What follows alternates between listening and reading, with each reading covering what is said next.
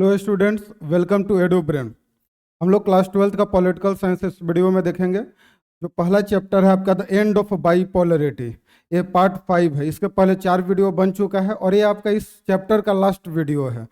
हम लोग हर टॉपिक को काफ़ी अच्छे तरीके से डिस्कस किए हैं और इस चैप्टर में हमने क्या क्या देखा है तो एक बार फिर से हम लोग रिविजन कर लेते हैं। तो सोवियत यूनियन के बारे में हमने पढ़ा था कि सोवियत यूनियन क्या है, सोवियत सिस्टम क्या था, सोवियत सिस्टम में क्या क्या प्रॉब्लम्स आपका अराइज हो रहा था, इसके बारे में हमने चर्चा किया था। सोवियत जो यूनियन है उसका डिसइंटीग्रेशन कैसे हुआ ये हमने चर्चा किया। फिर कॉन्सिक्वेंसेज देखा डिसइंटीग्रेशन का। फिर हमने शॉक थेरेपी के बारे में पढ़ा, कॉन्सिक्वेंसेज ऑफ शॉक थेरेपी। ये सब सारा चीज़ हम लोग डिस्कस कर चुके थे। ताइए इस वीडियो में हम लोग पढ़ते हैं पॉलिटिकल साइंस का ये क्लास 12th का वर्ल्ड पॉलिटिक्स का ये फर्स्ट चैप्टर है द एंड ऑफ बाईपोलरिटी, कि किस तरह से जो बाईपोलरिटी था after the second world war USA और यूएसएसआर दो सुपर पावर, मतलब दो पोल एक तरह से बन चुके थे विश्व में। कुछ कंट्री यूएसए को ज्वाइन कर रहे थे और कुछ कंट्री यूएसएसआर को। यूएसए जो है कैपिटलिस्ट ब्लॉक था और यूएसएसआर सोवियत कम्युनिस्ट ब्लॉक था। इस तरह से हम लोग ये सारा चीज़ हम लोग डिस्कस किए हैं। आइए हम लोग डिस्कस करते हैं। लास्ट वीडियो है आपका इस चैप्टर का, ठीक है, द एंड ऑफ बाईपोलरिटी। तो हम लोग यहाँ पे जैसा कि आप देख रहे हैं हमने डिस्कस कर लिया था कि डिसइंटीग्रेशन आपका हो गया है। डिसइंटीग्रेशन का कारण क्या था, कॉन्सिक्वेंसेज क्या था, शॉक थेरेपी हमने देखा, ठीक है। और फाइनली अब हम लोग देखेंगे टेंशंस एंड कॉन्फ्लिक्ट। टेंशन और कॉन्फ्लिक्ट का मतलब तनाव और संघर्ष। किस तरह से जब यूएसएसआर जो है यहाँ पे यूएसएसआर का डिसइंटीग्रेशन हुआ, ठीक है, जो सोवियत सिस्टम कोलैप्स किया। सोवियत सिस्टम कोलैप्स करने के बाद जब सोवियत यूनियन का डिसइंटीग्रेशन हुआ तो इससे 15 अलग अलग जो कंट्री हैं रिपब्लिक्स, ठीक है, ये 15 अलग अलग इंडिपेंडेंट हुए, 15 रिपब्लिक्स।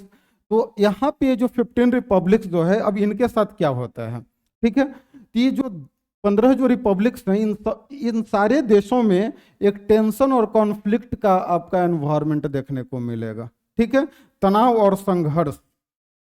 हालांकि जब तक ये लोग साथ में थे उतना ज़्यादा टेंशन कॉन्फ्लिक्ट नहीं हो रहा था, लेकिन सोवियत सिस्टम के कारण डिसइंटीग्रेशन हुआ। और डिसइंटीग्रेशन हुआ तो सभी लोग सोच रहे थे कि हमारा कंट्री बेहतर होगा, हम लोग इंडिपेंडेंट तरीके से डिसीजन लेंगे।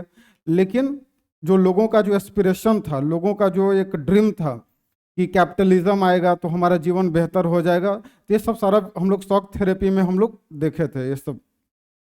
अब किस तरह से जो 15 जो रिपब्लिक्स के बारे में आप देखेंगे कि जो 15 रिपब्लिक्स थी, ज़्यादातर कंट्री में जो आगे का जो समय रहा वो काफ़ी तनाव भरा रहा, काफ़ी संघर्ष भरा रहा। तो यही टॉपिक है आपका टेंशंस एंड कॉन्फ्लिक्ट, कि किस तरह से ये जो 15 रिपब्लिक्स जो हम लोग देखेंगे उसमें किस तरह से तनाव का जो माहौल एक बनेगा, किस तरह से संघर्ष भरा जीवन वहाँ के लोगों का रहेगा, वहाँ के सरकार के लिए रहेगा, ये सब सारा चीज़ हम लोग डिस्कस करेंगे, ठीक है। अब पहला लाइन ही आप देख पा रहे हैं कि most of the former Soviet republics are prone to conflict and many have had civil wars and insurgencies, ठीक है। मतलब क्या बता रहे हैं कि जितने भी जो फॉर्मर जो सोवियत जो थे, जो 15 जो रिपब्लिक्स, हम बार बार इस चीज को चर्चा करें, जो 15 रिपब्लिक्स, जो 15 नेशन जो इंडिपेंडेंट नेशन बना सोवियत यूनियन से, तो बता रहे कि अधिकांशतः जो सोवियत जो रिपब्लिक्स थे वो वहाँ पे एक ऐसा माहौल रहा कॉन्फ्लिक्ट भरा, ठीक है। और ज़्यादातर जो देश थे वहाँ पे सिविल वार, गृह युद्ध का सिचुएशन बन गया, गृह युद्ध वहाँ पे स्टार्ट हो गया, सिविल वार और विद्रोह, इंसर्जेंसी। तो जितने भी ये जो फॉर्मर जो सोवियत यूनियन थे, ज़्यादातर इलाकों में क्या हो रहा है, कॉन्फ्लिक्ट होना शुरू हो गया, सिविल वार होना शुरू हो गया और विद्रोह वहाँ के लोगों के द्वारा और इंडिपेंडेंट स्टेट्स बनाने का वहां पे विद्रोह शुरू हुआ, ठीक है। Complicating the picture is the growing involvement outside powers. और ये सब को, और जो ये सब तो उनके देश में चल ही रहा था, जो 15 रिपब्लिक्स वहां पे कॉन्फ्लिक्ट सिचुएशन, सिविल वार का सिचुएशन हो गया, इंसर्जेंसी हो रहा है। इसके अलावा जो बाहरी जो ताकत जो थे, बाहरी ताकत मीन्स अमेरिका हो गया या और भी जो वेस्ट यूरोपियन कंट्री, इनके द्वारा भी ये जो 15 रिपब्लिक्स जो कंट्री हैं यहाँ पे दखल अंदाजी किया जाने लगा। और दखल देने के कारण इन लोगों का सिचुएशन और कॉम्प्लिकेटेड हो गया। पहले से तो कॉम्प्लिकेटेड था ही, क्यों, क्योंकि खुद ये सब देश कॉन्फ्लिक्ट, सिविल वार, इंसर्जेंसी हो रहा है, लेकिन इन देश का जो सिचुएशन है उसको और ज्यादा कॉम्प्लिकेटेड बना दिया गया। किसके द्वारा? बाहरी ताकत के द्वारा, आउटसाइड पावर्स के द्वारा। और जिस तरह से आप यहाँ पे मैप में देख रहे हैं, इस तरह से ये मैप है आपका, ठीक है। ये जो भी आप देख पा रहे हैं यहाँ पे, इस तरह से ये सोवियत यूनियन का आपका मैप था, यूएसएसआर, ठीक है। अब इसमें आप देख पा रहे हैं कि ये जो आपका बाउंड्री है यहाँ पे, ये सब रसिया है। यहाँ पे सबसे ज्यादा इसमें रसिया का आपका ये बाउंड्री दिखाई देगा इस तरह से पूरा, ये आपका रसिया है यहाँ पे, जैसा कि लिखा हुआ भी है, आप देख पा रहे हैं, ठीक है। फिर इसके नीचे आप देख रहे हैं व्हाइट कलर में, ये आपका कजाकिस्तान है, फिर नीचे में किर्गिस्तान है, ताजिकिस्तान, उज्बेकिस्तान है, फिर यहाँ पे तुर्कमेनिस्तान है। तो आई होप आपको ये मैप समझ में आ रहा होगा किस तरह से जो पूरा जो सोवियत यूनियन था किस तरह से डिसइंटीग्रेट हुआ, और डिसइंटीग्रेट होने के बाद अलग अलग कंट्री बना यहाँ पे। तो रसिया यहाँ पे आप देख रहे हैं, बेलारूस है, यूक्रेन है, जो अभी रसिया यूक्रेन का कॉन्फ्लिक्ट चल रहा है, रोमानिया है, बुल्गारिया, टर्की यहाँ पे है। तो ये सब तो खैर अलग कंट्री। यहाँ पे देखिए जॉर्जिया, अजरबैजान, आर्मेनिया, तुर्कमेनिस्तान हो गया, उज्बेकिस्तान है। तो इस तरह से आपको बहुत सारे जितने भी जो एरिया थे, जो फॉर्मर जो सोवियत रिपब्लिक्स है, उस सब एरिया में जो सिचुएशन है काफ़ी कॉम्प्लिकेटेड हो गया, ठीक है। तो आई होप आप लोग को अब समझ में आ रहा होगा। अब हम लोग आगे देखेंगे इसमें अब कैसे हो रहा है। तो अगर हम लोग रसिया की बात करें यहाँ पे, जैसा कि आप मैप में देख पा रहे हैं, तो सबसे पहले क्योंकि सोवियत यूनियन का जो भी एक तरह से उत्तराधिकारी अगर हम लोग बात करें तो कौन बना? रसिया बना था। तो सबसे पहले हम लोग रसिया का ही बात करते हैं। जैसा कि आप मैप में देख रहे हैं, ये पूरा आपका ये रशियन फेडरेशन है, ठीक है। अब ये रशियन फेडरेशन यहाँ पे जो येलो कलर से आपका दिखाई दे रहा है, येलो कलर से जो आपको दिखाई दे रहा है, ये सब रशियन फेडरेशन है। अब इसी में अब रसिया में भी आपका इंसर्जेंसी हुआ। रसिया में भी दो स्टेट थे, उन लोगों ने विद्रोह किया। कौन कौन सा? In Russia two republics, Chechnya and Dagestan have had violent secessionist movement. Secessionist मतलब क्या होता है? अलगाववादी। तो अलगाववादी आंदोलन रसिया में भी चला।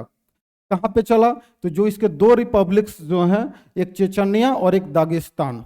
तो चेचन्या और दागिस्तान जो रशियन फेडरेशन का पार्ट है, वहां पे भी लोगों ने एक अलगाववादी जो आंदोलन चला वहां पे। अब जैसा कि मैप में यहाँ पे आप देख पा रहे हैं, ये रसिया फेडरेशन है येलो कलर का, और यहीं पे आप देखिए चेचन्या है आपका, ठीक है। यहाँ पे नीचे किर्गिस्तान अलग देश है। ये जो रसिया फेडरेशन जो आप देख रहे हैं, ये पूरा जो येलो कलर से इस तरह का है। अब यहीं पे इसमें आप यहाँ पे ये जो सर्किल देख रहे हैं, आप जो गोला, ये चेचन्या है आपका, ठीक है। यहाँ पे लिखा हुआ है चेचन्या। अगर आप बात करें एक और जो मैप है नीचे में, यहाँ पे देखिए, ये आपका नीचे वाला ये जो पार्ट है चेचन्या है, और यहाँ पे दागिस्तान है, ये वाला रीजन। ये कौन सा है? ये और पूरा नीचे तक है, ये दागिस्तान है। आई होप आपको समझ में आ रहा होगा। चेचन्या और ये दागिस्तान, ये सब दोनों रशियन फेडरेशन का हिस्सा थे। और यहाँ पे आपका कैसा मूवमेंट चला? सेसेशनिस्ट मूवमेंट चला। हम लोग डिस्कस कर रहे हैं टेंशन एंड कॉन्फ्लिक्ट, कि किस तरह से जो फॉर्मर जो सोवियत जो रिपब्लिक्स थे, वहाँ के लोगों का जो एस्पिरेशन था, लग रहा था कि मतलब डिसइंटीग्रेशन के बाद वहाँ जीवन बेहतर हो जाएगा, लेकिन वहाँ पे और सिचुएशन कॉम्प्लिकेटेड हो गया। तो हम लोग रसिया का देखें, कौन सा दो? चेचन्या और दागिस्तान, ये दोनों जगह सेसेशनिस्ट मूवमेंट, अलगाववादी आंदोलन लोगों के द्वारा चला। लेकिन जो मॉस्को है, जो जहाँ पे आपका जो कैपिटल है, और मॉस्को के द्वारा, कहने का मतलब कि जो गवर्नमेंट के द्वारा, रशियन गवर्नमेंट के द्वारा ये जो इंसर्जेंसी जो हुआ, जो सेसेशनिस्ट जो मूवमेंट चलाया गया, अलगाववादियों को काफ़ी मतलब निर्दयता पूर्वक वहाँ उसका दमन किया गया, आंदोलन को दबाया गया। Moscow's method of dealing with the Chechen rebels and indiscriminate military bombings have led to many human rights violation. अब इसके कारण बहुत सारे वहाँ पे, अब देखिए आंदोलन हो रहा है, आंदोलन को दबाने के लिए सरकार के द्वारा प्रयास किया गया, अब जिसमें बहुत सारे मानवाधिकार जो उल्लंघन को किया गया, human rights violation, but failed to deter the aspiration of for independence. लेकिन कितना भी वहाँ पे ह्यूमन राइट्स का वायलेशन किया गया, मिलिट्री के द्वारा बॉम्ब किया गया, अत्याचार किया गया, ताकि जो अलगाववादी आंदोलन है चेचन्या और दागिस्तान में, उसको दबाया जा सके। लेकिन इसके बावजूद भी जो उनका स्वतंत्रता का आंदोलन था, उसको दबाया नहीं जा सका। तो आई होप आपको ये याद रखना है, चेचन्या और दागिस्तान। फिर और भी इस तरह से जितने भी जो रिपब्लिक्स हैं, उन सब का यही सिचुएशन है। फिर अब नेक्स्ट हम लोग देखेंगे, यहाँ पे जैसा देखिए सेंट्रल एशिया, ताजिकिस्तान। अगर यहाँ पे मैप में आप देखेंगे, तो आपका ये ताजिकिस्तान है। अब यहाँ पे भी वही चीज हो रहा है आपका। देखिए, इन सेंट्रल एशियन कंट्री में ताजिकिस्तान में अगर आ जाइए तो ताजिकिस्तान कहाँ है यहाँ पे, तो जैसा कि आप देख रहे हैं यहाँ पे, ये जो है आपका, ये पूरा रसिया है आपका, यहाँ पे यूएसएसआर जो रशियन अंपायर है। अब इसके नीचे जॉर्जिया है, अजरबैजान है, तुर्कमेनिस्तान, उज्बेकिस्तान, किर्गिस्तान, कजाकिस्तान और नीचे में ताजिकिस्तान। ये सब सेंट्रल एशियन कंट्री हैं, इस सबको आपको ध्यान में रखना पड़ेगा। कजाकिस्तान हो गया, उज्बेकिस्तान, तुर्कमेनिस्तान, किर्गिस्तान और ताजिकिस्तान। तो ताजिकिस्तान की हम चर्चा कर रहे हैं। क्या होता है ताजिकिस्तान में? In Central Asia Tajikistan witness the civil war. अब यहाँ पे भी आपको क्या देखने को मिलता है? सिविल वार आपको देखने को मिलता है, गृह युद्ध। आपको आई होप आपको समझ में आ रहा होगा। सिविल वार का मतलब क्या होता है कि जब किसी भी देश के अंदर, ठीक है, अगर दो ग्रुप्स के बीच में या एक ग्रुप का एक गवर्नमेंट के साथ अगर कोई कॉन्फ्लिक्ट चल रहा है तो वो सब सिविल वार लाइक सिचुएशन है। और ये कब तक चला? ये अगले 10 सालों तक चला। मतलब 1991 में डिसइंटीग्रेशन हुआ तो उसके 10 सालों तक ये पूरा सिविल वार चला। कब तक? 2001 तक। उसके बाद सिचुएशन कुछ सही हुआ। फिर the region as a whole has many sectarian conflict.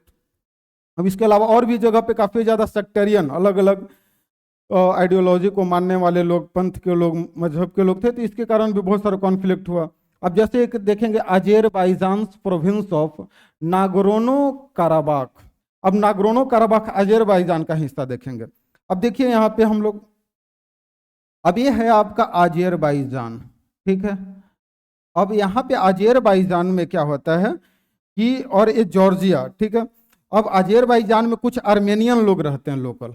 अब वो लोग जो ये कौन सा रीजन में रहते हैं? तो अजरबैजान का एक प्रोविंस है नागोर्नो काराबाख, इसको याद रखना है। इसमें अभी युद्ध भी चल रहा था जॉर्जिया और ये अजरबैजान के बीच में, तो ये काफी सिचुएशन है, यहाँ पे भी कॉन्फ्लिक्ट वाला है। तो अजरबैजान जो प्रोविंस है, कौन सा? Nagorno Karabakh. यहाँ पे सम लोकल आर्मेनियंस, जो कुछ लोकल जो आर्मेनियंस थे, want to secede and join Armenia. मतलब अजरबैजान का एक प्रोविंस है, एक प्रांत है नागोर्नो काराबाख, ठीक है। अब यहाँ पे कुछ जो लोकल आर्मेनियंस थे वो अजरबैजान से अलग होना चाहते थे। दे वांट टू सीसीड, अलग होना चाहते थे और आर्मेनिया के साथ मिलना चाहते थे, ठीक है। तो जैसा कि आप यहाँ पे देख रहे हैं, आर्मेनिया और अजरबैजान ये दोनों पास में कंट्री है और इसी के बीच में एक नागोर्नो काराबाख है और वहाँ पे कुछ लोकल आर्मेनियन लोग रहते हैं जो अजरबैजान से अलग होना चाहते हैं। ये सब सिविल वार चला। फिर आगे देखिए, in Georgia the demand for independence has came from 2 provinces resulting in a civil war. इसी तरह से जॉर्जिया भी यहाँ पे कंट्री एक है।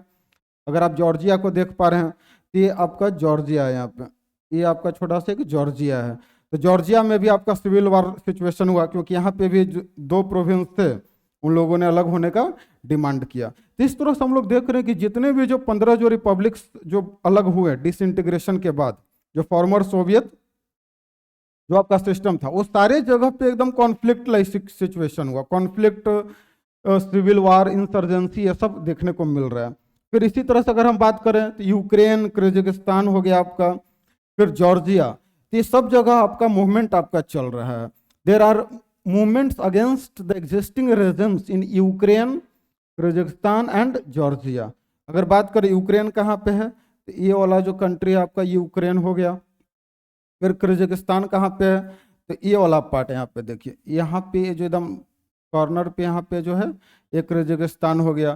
फिर एक जॉर्जिया, तो जॉर्जिया का भी हमने चर्चा किया था। तो ये तीनों प्रांत में किर्गिस्तान हो गया, जॉर्जिया और यूक्रेन, तीनों जगह आपका जो एग्जिस्टिंग जो गवर्नमेंट है, जो रेजिम है, उसके खिलाफ लोगों ने आंदोलन किया।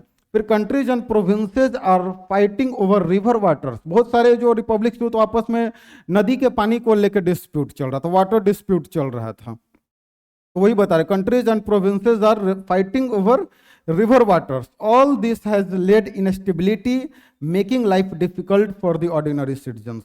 और इस सारी चीजों के कारण जो लाइफ है वो काफी कॉम्प्लिकेटेड हो गया। और इसे सफर कौन करेगा? तो जो आम जनता है, जो ऑर्डिनरी जो सिटीजन्स है, जो आम जो नागरिक हैं, उनका जीवन काफी मुश्किलों भरा हो गया, काफी कठिन जीवन उनका हो गया। आई होप आपको इस तरह से समझ में आ रहा होगा कि किस तरह से ये सब टेंशन और कॉन्फ्लिक्ट। फिर अगर हम बात करें यहाँ पे, अगर सेंट्रल एशिया की अगर बात करें, the Central Asia republics are areas with vast. अब यहाँ पे देखिए, अब कुछ जो सेंट्रल एशियन जो कंट्री हैं, अब कॉन्फ्लिक्ट वगैरह तो चल रहा है, लेकिन इन लोगों का सिचुएशन जो है कुछ सही भी होता है। अब सही कैसे होगा सिचुएशन, तो देखिए जितना भी है, द सेंट्रल एशियन जो republics are areas with vast hydrocarbon resources. अब ये सबसे इंपॉर्टेंट है कि जितने जो सेंट्रल एशियन जो रिपब्लिक्स हैं, जो हमने अभी देखा, उज्बेकिस्तान, कजाकिस्तान, तुर्कमेनिस्तान, ये सब कंट्री जो है यहाँ पे हाइड्रोकार्बन रिसोर्स है। ठीक है, अब ये आपके किसके लिए बेनिफिट है, इकोनॉमिक बेनिफिट के लिए। मतलब सिचुएशन तो कॉन्फ्लिक्ट भरा रहा, लेकिन धीरे धीरे इन लोगों का फिर से जो इकोनॉमिक जो ग्रोथ है, जो डेवलपमेंट है, वो फिर से आपको ट्रैक पे आ गया। कैसे आया, तो due to the hydrocarbon resources. Central Asia has also become a zone of competition between outside powers and oil companies. The region is next to Russia, China, Afghanistan and Pakistan and close to West Asia. अब देखिए, अब यहाँ पे क्या बता रहा है कि जो आउटसाइड पावर का नाम बता रहे हैं यहाँ पे। आउटसाइड पावर का मतलब क्या होता है कि जो बाहरी जो ताकत है, क्योंकि हमने अभी पहले ही पेज पे हमने डिस्कस किया था टेंशन और कॉन्फ्लिक्ट, जब ये वीडियो का जब शुरुआत हो रहा था तो वहां पे हमने देखा था कि किस तरह से बाहरी जो ताकत है, आउटसाइड पावर के कारण भी इनका जो सिचुएशन है और ज्यादा कॉम्प्लिकेटेड हो गया था। और उसका कारण क्या है, क्योंकि ये सारे जो सेंट्रल एशियन रिपब्लिक्स कंट्री हैं, ये हाइड्रोकार्बन रिसोर्स रिच कंट्री हैं। ये रिसोर्स यहाँ पे भरा पड़ा है, हाइड्रोकार्बन रिसोर्सेज, और जो इकोनॉमिक डेवलपमेंट के लिए बेनिफिशियल है। अब इसके कारण क्या हुआ कि कंपटीशन का एक एनवायरमेंट क्रिएट हुआ, एक प्रतिस्पर्धा होने लगा बिटवीन द आउटसाइड पावर। जो भी बाहरी जो ताकत थे, जो अमेरिका, जो वेस्ट यूरोपियन कंट्री या और भी जो डेवलप्ड जो कंट्री थे, इनके बीच एक कंपटीशन का दौर स्टार्ट हुआ। किसको लेके, ये जब सेंट्रल एशियन जो रिपब्लिक्स हैं उसको लेके। क्यों, क्योंकि वहां पे क्या है, हाइड्रोकार्बन रिसोर्सेज है। और ये सब रीजन जो है आपका Russia, China, Afghanistan, Pakistan, West Asia से सब क्लोज एरिया है। ठीक है, इस तरह से हम लोग देख रहे हैं। फिर अगर हम बात करें, जैसे आउटसाइड पावर का हमने अभी जिक्र किया कि किस तरह से आउटसाइड जो पावर जो है, किस तरह से जो बाहरी जो ताकत है, जो अमेरिका है, सब किस तरह से सेंट्रल एशियन कंट्री को अपने क्लोज में लाना चाहता था। लेकिन अब यहाँ पे दिक्कत रसिया को हो रहा है, क्योंकि रसिया जो है वो नजदीक में है सेंट्रल एशियन कंट्री से, और अमेरिका चाहता था कि हम उसको अपने अंडर में रखें, हम उससे ज़्यादा क्लोज रहें। तो ये रसिया को सही नहीं लगा। तो वही चीज़ यहाँ पे बता रहा है कि आफ्टर 11 सितंबर 2001, जो आपका ओसामा बिन लादेन के द्वारा जो अटैक किया गया था अमेरिका के ऊपर, तो 11 सितंबर 2001 को जो अटैक हुआ था, the US wanted a military bases in the region. US क्या चाहता था कि जो सेंट्रल एशियन जो रीजन है वहां पे अपना मिलिट्री बेस रखना चाहता था। ठीक है, and paid the governments of all the Central Asian states to hire bases and to allow airplanes to fly over their territory during the wars in Afghanistan and Iraq। और देखिए, ये जो 11 इसको बोला जाता है, जो 11 सितंबर 2001 को जो अमेरिका पे जो अटैक किया गया था ओसामा बिन लादेन के द्वारा, जो उसके अलग अलग सेंटर्स को, बिल्डिंग्स को डिस्ट्रॉय किया गया था। इसके बाद क्या होता है कि जो सेंट्रल एशियन कंट्री है उस पर अमेरिका अपना मिलिट्री बेस बनाना चाहता था, और ताकि, और ये भी अलाउ करना चाहता था, ऑर्डर लेना चाहता था कि हम अपना जो फ्लाई एरोप्लेन्स है उसके टेरिटरी से ऊपर उड़ा सकें। इसके लिए अब वो चाहता था, और वहाँ के गवर्नमेंट जितने उसको पेमेंट भी देना चाहता था, पेमेंट भी दिया। And paid the governments of all Central Asian states to hire bases and to allow airplanes to fly over their territory during the war in Afghanistan and Iraq। और जो उसके बाद अफगानिस्तान इराक से जो वार चल रहा था वहाँ पे टेररिज्म के अगेंस्ट में, तो इसके लिए यूज करना चाहता था। लेकिन however Russia perceives these states as its near abroad. लेकिन रसिया के नज़दीक में होने के कारण, क्योंकि हमने अभी मैप में देखा है, पिछले मैप में, तो वहाँ पे क्योंकि ये सब रसिया के क्लोज हैं, अब कोई भी रसिया ये नहीं चाहेगा कि यहाँ पे अमेरिका का कब्जा हो। ठीक है, अमेरिका का एरोप्लेन यहाँ पे आए, अमेरिका का मिलिट्री बेस हो, तो ये रसिया के लिए खतरा होगा, तो ये रसिया नहीं चाहता था। ठीक है, this would be under Russian influence. और रसिया क्या चाहता था कि ये सब हमारे इन्फ्लुएंस में रहे। China has interest here because of the oil resources. अब चाइना का भी है जो सेंट्रल एशियन कंट्री है, यहाँ पे उनका भी अपना अलग इंटरेस्ट है। वो क्यों है? तो due to the oil resources, ठीक है। And Chinese have begun to settle around the borders and conduct trade. और इस तरह से चाइनीज लोग धीरे धीरे वहां पे सेटल होना शुरू किया, ट्रेड एक्सपेंड करना शुरू किया। आई होप आपको समझ में आ रहा होगा कि किस तरह से जो फॉर्मर जो सोवियत कंट्री है वहां पे टेंशन कॉन्फ्लिक्ट का माहौल एक बन रहा है, और आउटसाइड पावर के कारण और जो सिचुएशन है काफी ज्यादा क्या हो रहा है, कॉम्प्लिकेटेड हो रहा है। आई होप आपको ये समझ में आ रहा होगा।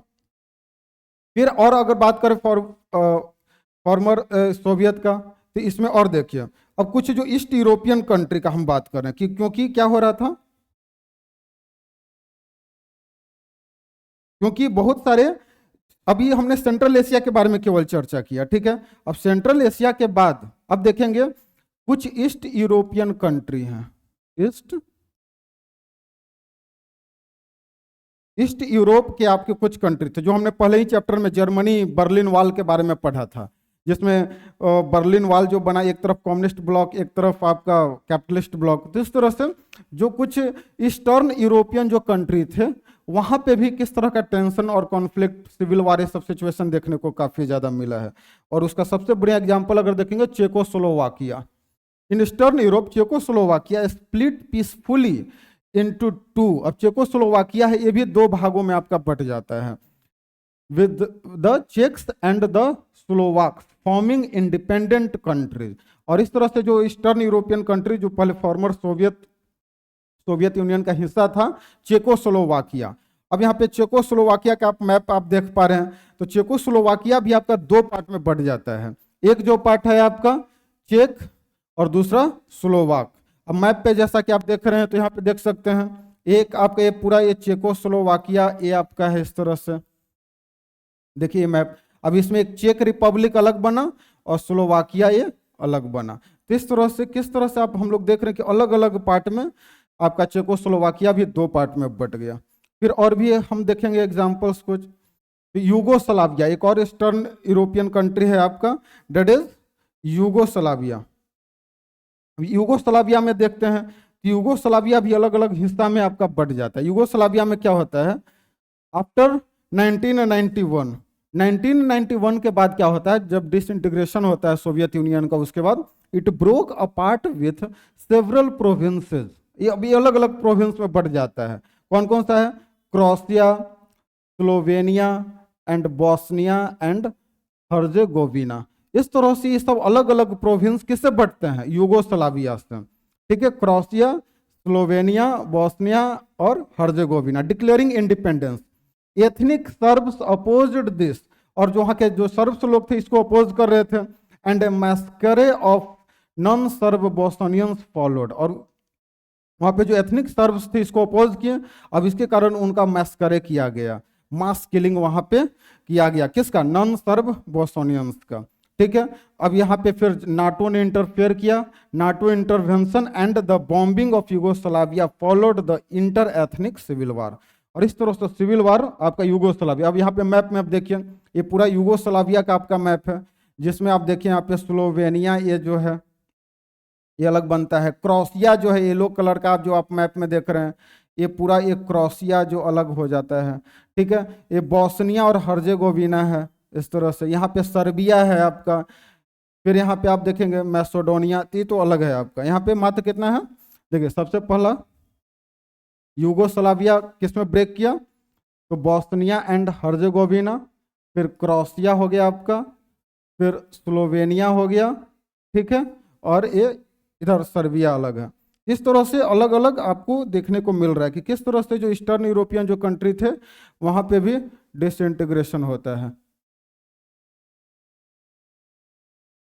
फिर अब हम देखेंगे India and the post communist countries. अच्छा, ठीक।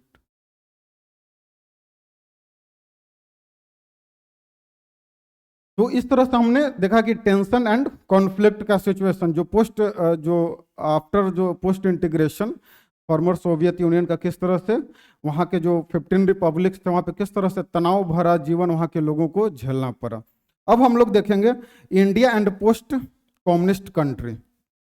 ठीक है, अब भारत के साथ जो 15 जो रिपब्लिक्स हैं, ठीक है, जब सोवियत सिस्टम का जब कोलैप्स किया, जब सोवियत यूनियन जब कोलैप्स कर गया, इसके बाद इंडिया के साथ उन कंट्री का कैसा रिलेशन रहा, तो ही अब हेडिंग है India and the post communist country. Bharat और जो सोवियत जो सिस्टम जो था, सोवियत यूनियन था, यूएसएसआर, ठीक है, यहाँ पे यूएसएसआर हम लोग लिख देते हैं। ठीक है, तो जो यूएसएसआर है, जो इसका जब डिसइंटीग्रेशन हुआ, तो डिसइंटीग्रेशन के बाद हमने देखा कि किस तरह से 15 अलग अलग रिपब्लिक्स यहाँ पे बना। ठीक है, अब 15 रिपब्लिक्स अलग अलग नेशन बना। अब इसके साथ इंडिया का कैसा रिलेशन है, ठीक है, इसको हम लोग देखेंगे। तो India has maintained good relations with all the post communist country. अब इंडिया का बता रहे कि India has maintained a good relation. India का कैसा रिलेशन यहाँ पे दिखा रहा है कि इंडिया जितने भी जो यूएसएसआर से जब अलग होके, जब यूएसएसआर का डिसइंटीग्रेशन हुआ और जब 15 जो अलग अलग जो नेशन बने, इन सबके साथ भारत का काफी अच्छा रिश्ता रहा। ठीक है, but the strongest relations are still those between Russia and India. लेकिन अगर सबसे बढ़िया अगर रिलेशन अगर किसी के बीच में रहा तो किसके साथ? रसिया के साथ। तो रसिया और इंडिया का जो रिलेशन है काफी सबसे आपका अच्छा रहा है। ठीक है, अभी हाल फिलहाल में हमारे देश के प्रधानमंत्री रूस गए हैं, बहुत सारा बायलैटरल ट्रेड ये सब एग्रीमेंट भी हुआ है। तो इंडिया के साथ और रसिया का रिलेशन काफी अच्छा रहा है। और भी जो पोस्ट कम्युनिस्ट जो कंट्री थे, उनके सेंट्रल एशियन कंट्री हो गया या ईस्ट यूरोपियन जो कंट्री है, उसके साथ भी हमारा रिलेशन अच्छा है। लेकिन सबसे स्ट्रॉन्गेस्ट रिलेशन किसके साथ है? तो रसिया के साथ।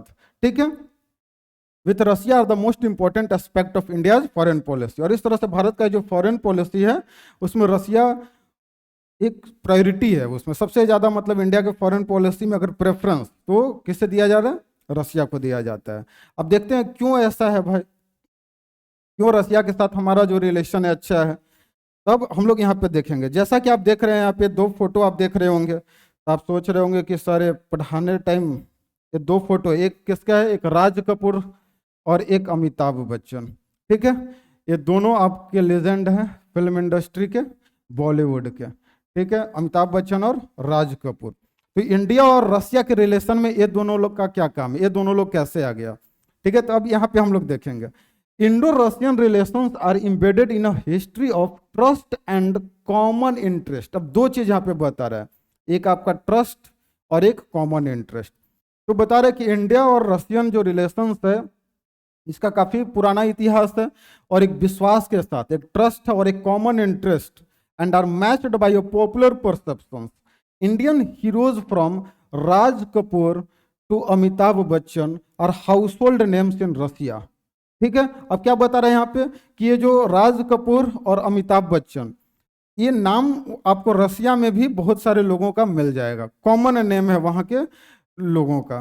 क्यों? तो आखिर एक ऐसा क्यों हुआ? क्योंकि लोग प्रभावित जरूर हुए होंगे बॉलीवुड से, इसीलिए। तो वही चीज बता रहा है कि Indian heroes from Raj Kapoor to Amitabh Bachchan are household names in Russia and many part post Soviet countries.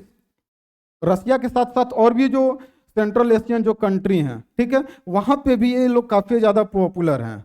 ठीक है, one can hear Hindi film songs all over the region. और आपको ये बता रहा है कि आप वहां पे हिंदी जो फिल्म्स जो सॉन्ग है वहां पे आप सुन सकते हैं। And the India is a part of the popular memory. I hope आपको ये समझ में आ रहा होगा कि वही चीज बता रहा है कि किस तरह से ये जो दोनों लोग हैं, जो बॉलीवुड है, जो इसका सॉन्ग्स है, आपको रसिया में या पोस्ट जो सेंट्रल एशियन जो कंट्री है वहां पे भी आपको देखने को मिलेगा। आई होप आपको ये समझ में आ रहा होगा कि किस तरह से रसिया के साथ और भी जो पोस्ट जो कम्युनिस्ट जो कंट्री उनके साथ हमारा रिलेशन कैसा रहा है। फिर आगे देखेंगे, Russia and India shares a vision of a multipolar order. अब देखिए, अब यहां पे बता रहा है कि क्यों ऐसा हो रहा है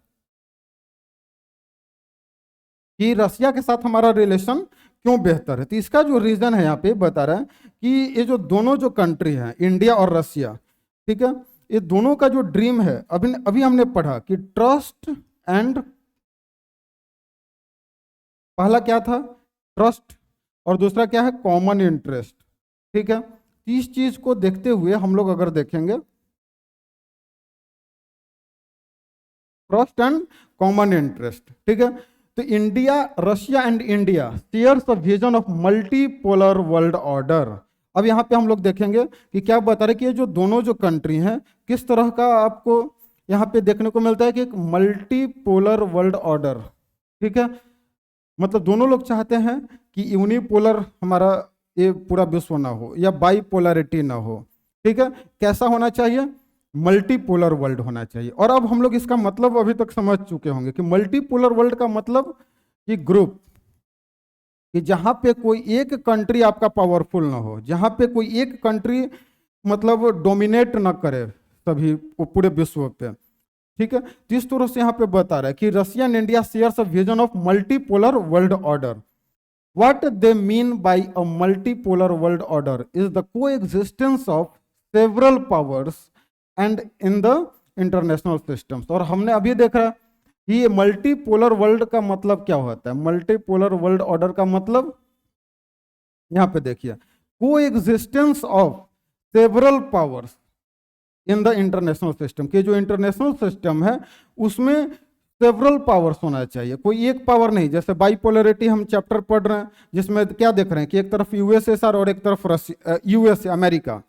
फिर जब यूएसएसआर का डिसइंटीग्रेशन हुआ तो कैसा माहौल बना? यूनिपोलरिटी, यूनिपोलर, पूरा जो वर्चस्व है, जो हेजेमनी है वो किसका है? अमेरिका का है। आई होप आपको समझ में आ रहा होगा। तो वही चीज यहाँ पे बता रहा है कि several powers in the international system, सबका सम्मेलन एक साथ पावर होना चाहिए, सब लोग मिल के साथ काम करने चाहिए, तो कोई एग्जिस्टेंस होना चाहिए बिटवीन द सेवरल पावर्स। और यही है मल्टीपोलर वर्ल्ड ऑर्डर। अब ये इसमें और क्या चाह रहे हैं तो फिर अब देखेंगे आगे। कलेक्टिव सिक्योरिटी हो यहाँ पे। अब कोई एग्जिस्टेंस ऑफ क्या बता रहा है? सेवरल पावर्स के बाद एक कलेक्टिव सिक्योरिटी होना चाहिए। कलेक्टिव सिक्योरिटी मतलब क्या कि अगर किसी एक देश पे भी अगर कोई अटैक होता है तो सारे लोगों के ऊपर अटैक समझा जाना चाहिए। Collective security in which an attack on any country is regarded as a threat to all countries. अगर किसी एक कंट्री पे भी अगर अटैक होता है तो वो सभी देशों के लिए खतरा समझा जाना चाहिए, ठीक है। यही है मल्टीपोलर वर्ल्ड ऑर्डर का। फिर आगे क्या बता? And requires a collective response, और सब लोग मिल के साथ में काम करेंगे। जैसे मान लीजिए सारे देश के लोग एक साथ मिलकर काम करेंगे, अगर किसी एक देश के ऊपर भी अटैक होता है तो सब लोग मिलकर उसको बचाने का प्रयास करेंगे, सब लोग मिलकर रिस्पॉन्स देंगे। ये हुआ मल्टीपोलर ऑर्डर। और ये दोनों शेयर, ये ड्रीम को कौन शेयर कर रहा है? रशिया और इंडिया। ग्रेटर रीजनलिज्म, और रीजनलिज्म कम दायरे में क्षेत्रवाद नहीं होना चाहिए, मतलब रीजनलिज्म होना चाहिए लेकिन ग्रेटर तरीके से। फिर और क्या बता रहा है? Negotiated settlements of international conflict, और जो भी कॉन्फ्लिक्ट हो रहा है अगर इंटरनेशनल लेवल पे, अगर जो हमने अभी देखा कि किस तरह से after the disintegration of USSR, जो पोस्ट जो फॉर्मर जो सोवियत जो कंट्री हैं उन सारे देशों में किस तरह से कॉन्फ्लिक्ट हो रहा है, सिविल वार हो रहा है, आउटसाइड पावर के द्वारा भी वहां पे दखल अंदाजी किया जा रहा है, जिसके कारण सिचुएशन और कॉम्प्लिकेटेड हो रहा है। ये सबको बता रहे कि ये सेटलमेंट अच्छे तरीके से होना चाहिए एक इंटरनेशनल कॉन्फ्लिक्ट्स को। फिर क्या बता रहा है? Can independent foreign policy for all countries, और सारे कंट्री का अपना एक फॉरेन पॉलिसी होना चाहिए और वो इंडिपेंडेंट होना चाहिए, मतलब किसी के द्वारा इंटरफेरेंस नहीं करना चाहिए। मतलब ये नहीं कि कोई कंट्री दूसरे के फॉरेन पॉलिसी में इंटरफेयर कर रहा है, हस्तक्षेप नहीं होना चाहिए। कैसा होना चाहिए? कि independent foreign policy for all countries and decision making through bodies like the UN that should be strengthened, democratized and empowered. और जो भी एक तरह से बताया जा रहा है कि डिसीजन मेकिंग जो पावर होना चाहिए वो किसके द्वारा होना चाहिए? तो यूनाइटेड नेशंस के द्वारा होना चाहिए। और जो कैसा हो? डेमोक्रेसी, डेमोक्रेटाइज्ड हो, एम्पावर्ड, स्ट्रेंथन, जो काफी मजबूत हो। ये नहीं कि अब यूनाइटेड नेशन कोई बात बोला हो कोई मान ही नहीं रहा है, तो ऐसा नहीं होना चाहिए। More than 80 bilateral agreements have been signed between the India and Russia, part of the Indo Russian strategic agreement of 2001। और अभी तक इंडिया और रशिया के बीच में कितने एग्रीमेंट्स हुए हैं? टोटल 80 बायलैटरल एग्रीमेंट्स हो चुका है। अभी तो और ये मतलब अगर हम लोग अभी करंट में देखेंगे तो और भी ज़्यादा हो रहा है। अभी हाल फिलहाल में अभी हमारे देश के प्रधानमंत्री रशिया विजिट पे गए थे तो बहुत सारा एग्रीमेंट देखने को मिला है। तो आई होप आपको समझ में आ रहा होगा कि किस तरह से इंडिया का रिलेशन रशिया के साथ ज़्यादा है। ऐसे जो भी पोस्ट जो कम्युनिस्ट कंट्री हैं सबके साथ हमारा रिलेशन बेहतर है। फिर अगर हम बात करें यहाँ पे, ठीक है, तो अब देखते हैं India stands to benefit from its relationship with Russia on issues like, अब इंडिया और रशिया का जो रिलेशन है, तो इससे इंडिया को क्या फायदा होता है, ठीक है। अगर इसमें अगर हम लोग इंडिया को देखेंगे तो इंडिया का फायदा क्या होता है कि इंडिया को बहुत सारे इंटरनेशनल इश्यूज के ऊपर भारत को काफी ज्यादा फायदा होता है। कैसे फायदा होता है इसको हम लोग देखेंगे। जो कश्मीर इशू है हमारा, issues like Kashmir, energy supplies, sharing information on international terrorism. अब कौन कश्मीर इशू यहाँ पे सबसे ज्यादा इंपॉर्टेंट मुद्दा है, क्योंकि कश्मीर के ऊपर यूनाइटेड नेशन में कभी भी अगर कोई अगर प्रस्ताव आता है तो रसिया हमेशा भारत के साथ वहां पे खड़ा होता है। तो आई होप आपको समझ में आ रहा होगा। फिर एनर्जी सप्लाई, अभी भी देख रहे हैं भारत में इन्फ्लेशन ये सब के कारण पेट्रोलियम प्रोडक्ट्स का काफ़ी ज़्यादा प्राइस पेट्रोल का बढ़ गया था, इन्फ्लेशन बढ़ रहा था, तो हम लोग इंपोर्ट कर रहे हैं अभी रसिया से ऑयल। जो पेट्रोलियम है किससे इंपोर्ट कर रहे हैं, रसिया से। तो और काफ़ी चीप रेट पे, काफ़ी सस्ता रेट पे हम लोग को पेट्रोल रसिया से मिल रहा है। और भी बहुत सारा इन्फॉर्मेशन रसिया और हमारे देश के बीच में शेयर होता है टेररिज्म को लेके। Access to Central Asia and balancing it relations with China, और इस तरह से हमारा सेंट्रल एशिया के साथ भी अच्छा रिलेशन है, एक पहुंच बनता है, और चाइना के साथ रिलेशन को एक संतुलन मिलता है। Russia stands to benefit from this relationship because India is the second largest arms market for Russia. और अगर हम बात करें तो ये तो इंडिया को फायदा होता है कश्मीर के इशू पे, एनर्जी रिसोर्स के ऊपर, या कोई भी इंफॉर्मेशन शेयर करने के ऊपर। रसिया को क्या फायदा होता है, रसिया को क्या फायदा होता है कि इंडिया सबसे ज्यादा आर्म्स सप्लाई करता है, ठीक है। तो because second largest arms market for Russia, India जो है सेकेंड लार्जेस्ट क्या है, आर्म्स मार्केट फॉर रसिया, मतलब डिफेंस सेक्टर में भी हम लोग काफी ज्यादा रसिया से इंपोर्ट करते हैं। आई होप आपको समझ में आ रहा होगा। और रसिया हमेशा से भारत के साथ खड़ा रहा है। अगर हमेशा से अगर हम बात करें तो जैसे कि आप देख सकते हैं कि हमेशा से कहने का मतलब कि कभी भी, जैसे 1971 में पाकिस्तान के साथ जो युद्ध हुआ था, जिस समय इंदिरा गांधी प्रधानमंत्री थे, तो 1971 में भी जो इंडो पाक जो वार हुआ, जिसमें बांग्लादेश अलग एक देश बना, तो उसमें भी रसिया हमारे साथ मजबूती से हमेशा खड़ा रहा है, ठीक है। तो the Indian military gets most of its hardware from Russia, और रसिया से हम लोग सबसे ज्यादा जो मिलिट्री जो हार्डवेयर है, जो the Indian military gets most of its hardware, मतलब वही बता रहा है कि किस तरह से जो मिलिट्री डिफेंस सपोर्ट, एक तरह से हम लोग बोल सकते हैं कि सबसे ज्यादा डिफेंस सेक्टर में हम लोगों को काफी ज्यादा रसिया से मदद मिलता है। Since India is an oil importing nation, Russia is the important to India and has repeatedly come to the assistance for India during the oil crisis. और हमने अभी ऑयल क्राइसिस का बात कर रहा था कि भारत में काफ़ी ज़्यादा पेट्रोल बढ़ गया था, दाम बढ़ गया था, तो कभी भी ऑयल क्राइसिस होता है तो रसिया हमारे साथ हमें सप्लाई करता है। हम लोग रसिया से इंपोर्ट करते हैं तेल को। और इस व्यक्ति का नाम आप देख रहे होंगे, नाम जानते होंगे, व्लादिमीर पुतिन। अभी तक रसिया के मतलब लॉन्ग टर्म ये प्रेसिडेंट रह चुके हैं, और काफ़ी रसिया को हर तरीके से इन्होंने मजबूत बनाया है। आई होप आपको समझ में आ रहा होगा कि किस तरह से हमारा रसिया के साथ रिलेशन अच्छा है। फिर और भी अगर देखेंगे, India is seeking to increase its energy imports from Russia and republics of Kazakhstan and Turkmenistan. और इस तरह से अगर हम लोग देखें तो इंडिया आगे भी चाहेगा कि हमारा रसिया के साथ रिलेशन अच्छा हो, और एनर्जी के क्षेत्र में खास करके to increase its energy imports, मतलब पेट्रोलियम जो है आपका, ऑयल, गैस, नेचुरल गैस, ये सब काफ़ी ज़्यादा हम लोग और आगे चाह रहे हैं कि और भी बेहतर हो रिलेशन। और साथ ही साथ जो सेंट्रल एशियन जो कंट्री है, जैसे कजाकिस्तान हो गया, तुर्कमेनिस्तान है, इससे भी हम लोग ऑयल इंपोर्ट करें। और इसी को अगर लेकर अगर बात करें कि इंटरनेशनल जो नॉर्थ साउथ ट्रांसपोर्ट कॉरिडोर जो बन रहा है, इससे भारत को काफ़ी ज़्यादा मदद होगा। जो रसिया सेंट्रल एशियन कंट्री से हमारे यहाँ जो इम्पोर्ट होगा आपका पेट्रोलियम, गैस, ये सब, INSTC, international north south transport corridor. Cooperation with these republics includes partnership and investment in oil fields. अब इसके अलावा वहाँ के ऑयल फील्ड्स में इंडिया इन्वेस्टमेंट भी कर सकता है, अपने कंपनी को भेज सकता है। India is important for Russia is important for India's nuclear energy plants and assisted India's space industry.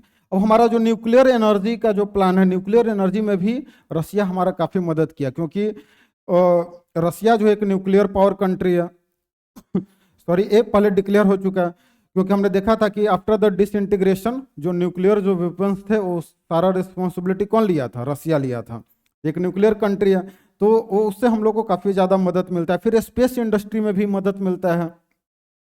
इस तरह से कैसे? क्योंकि जब क्रायोजेनिक रॉकेट जब हम लोग को ज़रूरत था तो ये सब रसिया से हम लोग को मदद मिला था। Russia and India have collaboration on various scientific projects, और इस तरह से बहुत सारे प्रोजेक्ट पे हम लोगों को रसिया और भारत का काफ़ी ज़्यादा हम लोग को मदद मिलता है। तो आई होप आपको ये समझ में आया होगा। ओवरऑल ये चैप्टर आपका खत्म होता है। अब हम लोग थोड़ा सा एक फ्लैशबैक देखेंगे कि किस तरह से जो आपका इंडिया और यूएसएसआर का रिलेशन हमारा काफ़ी अच्छा रहा है। तो during the cold war era, Indian and the USSR enjoyed a special relationship which led critics to say that India was a part of the Soviet camp.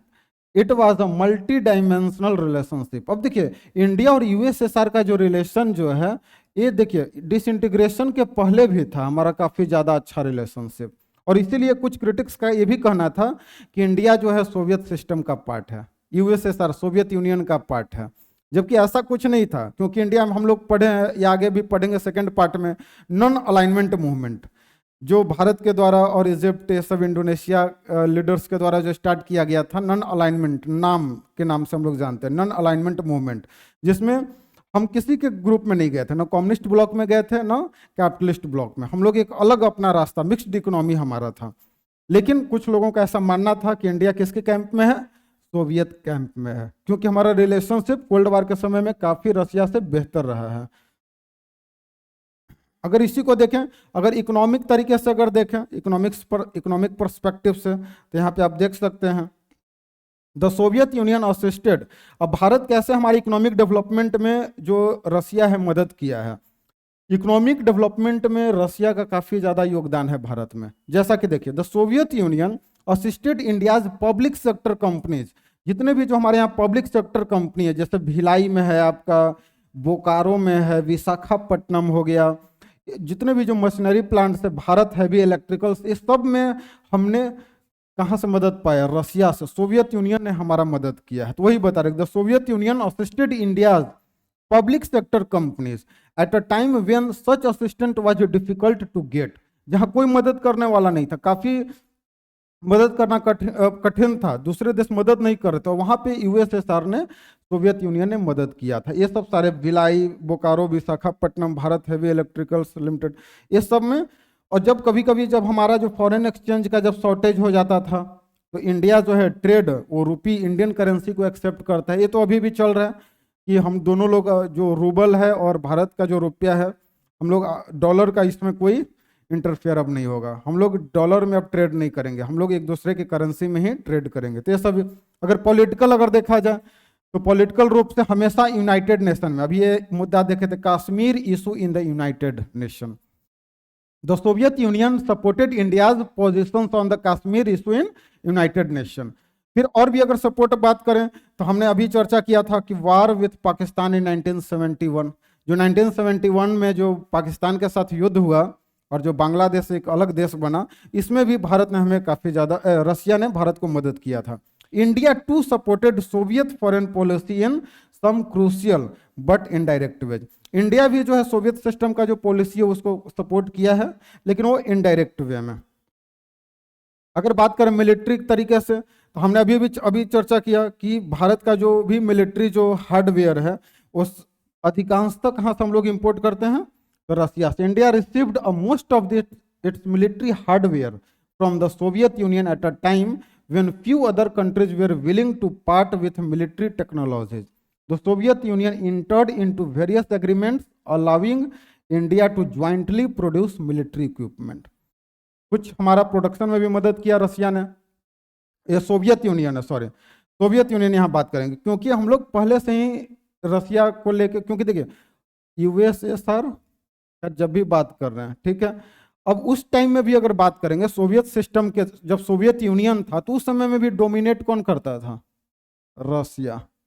इसीलिए दोनों एक तरह से सिनोनिम्स है, हम लोग देख सकते हैं।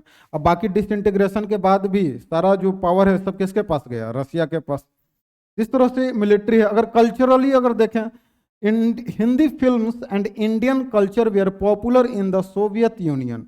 जो हिंदी फिल्म से काफ़ी ज़्यादा सोवियत यूनियन में पॉपुलर है। A large number of Indian writers and artist visited the USSR. और इसको लेके काफ़ी ज़्यादा जो हमारे हिंदी फिल्म के जो डायरेक्टर हैं, राइटर्स, प्रोड्यूसर से लोग विजिट करते रहते हैं यूएसएसआर को। एक कल्चरल तरीके से भी दोनों देश जुड़ा हुआ है। आई होप आपको ये समझ में आ गया होगा किस तरह से भारत और रसिया का रिलेशनशिप अच्छा है। आई होप आपको ये पूरा वीडियो समझ में आ गया होगा। ये चैप्टर आपका यहीं पे समाप्त होता है। द एंड ये चैप्टर का होता है, ठीक है। और इस चैप्टर में हमने द एंड ऑफ बाईपोलरिटी, और इसी तरह से चैप्टर का भी द एंड होता है। इसमें हमने किस तरह से जो बाईपोलरिटी था, यूएसए और यूएसएसआर, कैसे डिसइंटीग्रेशन हुआ, सोवियत सिस्टम में क्या क्या ड्रॉबैक्स था, फिर डिसइंटीग्रेशन के बाद जो शॉक थेरेपी आया उसका कॉन्सिक्वेंसेस, फिर इंडिया का relations with Russia and other Soviet, former Soviet Union countries के साथ, तो ये सब हम चर्चा किए हैं। आई होप आपको ये वीडियो अच्छा लगा होगा। ये वीडियो थोड़ा लॉन्ग बना है, लेकिन हम लोग एक शॉर्ट वीडियो भी बनाएंगे। बहुत बहुत धन्यवाद।